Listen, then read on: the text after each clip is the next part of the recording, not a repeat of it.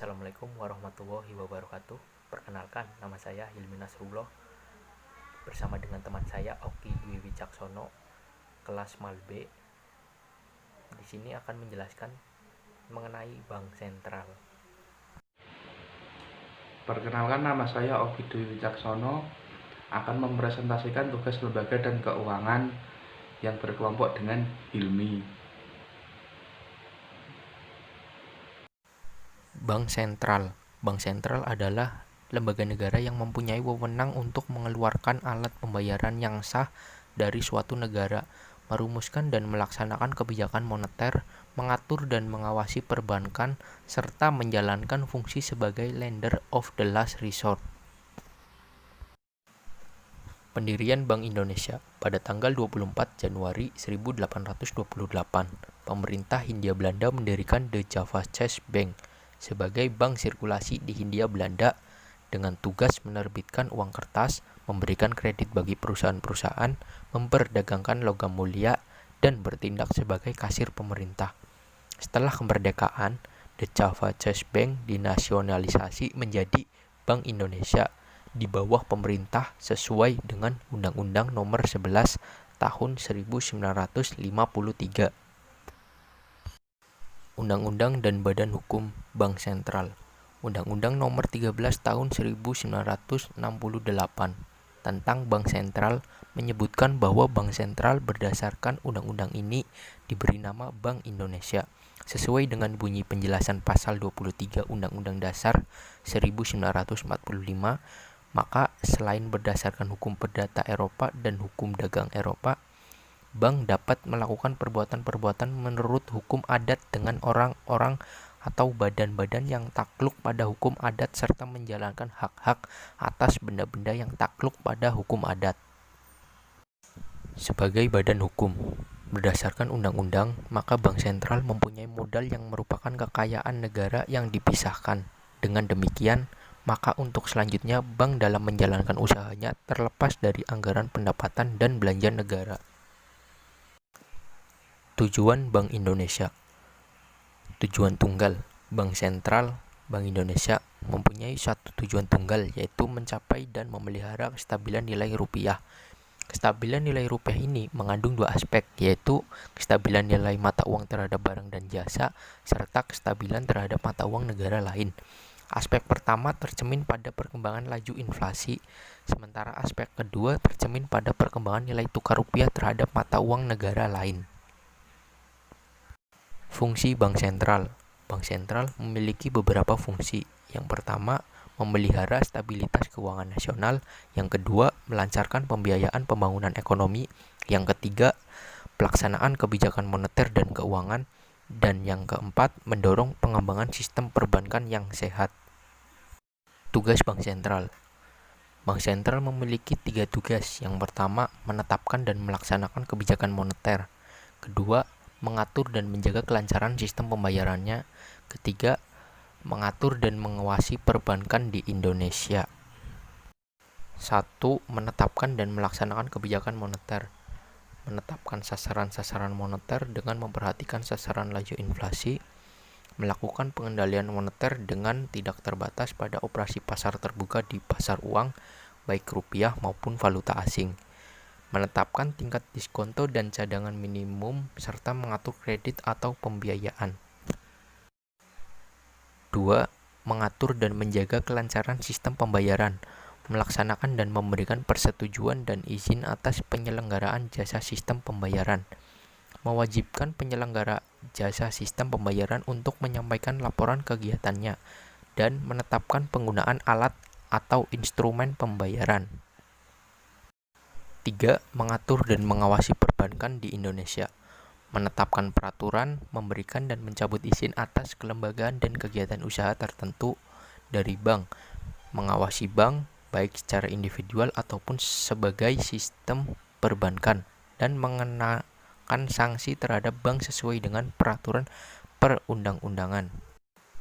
Peran Bank Sentral sebagai lender of the last resort. Bank Indonesia dapat memberikan kredit atau pembiayaan berdasarkan prinsip syariah kepada bank yang mengalami kesulitan likuiditas jangka pendek. Pinjaman tersebut berjangka waktu maksimal 90 hari dan bank penerima pinjaman wajib menyediakan agunan yang berkualitas tinggi serta mudah dicairkan dengan nilai sekurang-kurangnya sama dengan jumlah pinjaman. Lanjutan presentasi dari Hilmi yang akan saya lanjutkan. Kebijakan moneter. Bank Indonesia menetapkan dan melaksanakan kebijakan moneter untuk mencapai dan memelihara kestabilan di nilai rupiah. Yang kedua, arah kebijakan berdasarkan pada sasaran laju inflasi yang dicapai dengan memperhatikan berbagai sasaran ekonomi makro. Yang ketiga, implementasi kebijakan moneter dilakukan dengan menetapkan sasaran operasional yaitu uang primer. Dan selanjutnya mengamati perkembangan indikator-indikator yang memberikan tekanan pada harga nilai tukar rupiah. Perkembangan indikator tersebut dikendalikan melalui piranti moneter tidak langsung, yaitu ada 3. Yang ke-1 menggunakan operasi pasar terbuka, yang kedua menentukan tingkat diskonto, yang ketiga penetapan cadangan wajib minimum bagi perbankan.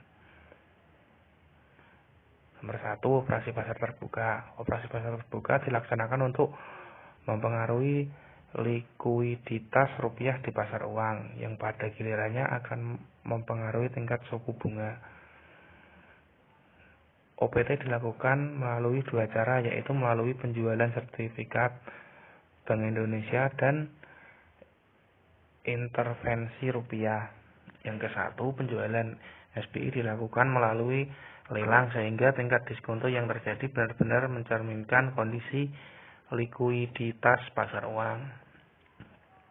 Yang kedua, kegiatan intervensi rupiah dilakukan oleh Bank Indonesia untuk menyesuaikan kondisi pasar uang, baik likuiditas maupun tingkat suku bunga. Penentuan tingkat diskonto. Salah satu fasilitasnya yaitu adanya tingkat bunga diskonto, yang maksudnya adalah tingkat bunga yang ditetapkan pemerintah atas bank-bank umum dan meminjamkan ke bank sentral. Yang kedua, jika pemerintah ingin menambah jumlah uang yang beredar, maka pemerintah melakukan suatu cara, yaitu menurunkan tingkat bunga pinjaman. Dengan tingkat bunga pinjaman yang lebih murah, maka keinginan bank-bank untuk meminjam uang dari bank sentral menjadi lebih besar.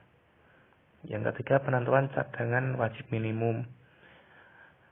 Kebijakan ini mewajibkan setiap bank mencadangkan sejumlah aktiva lancar yang besarnya adalah presentasi tertentu dari kewajiban segeranya.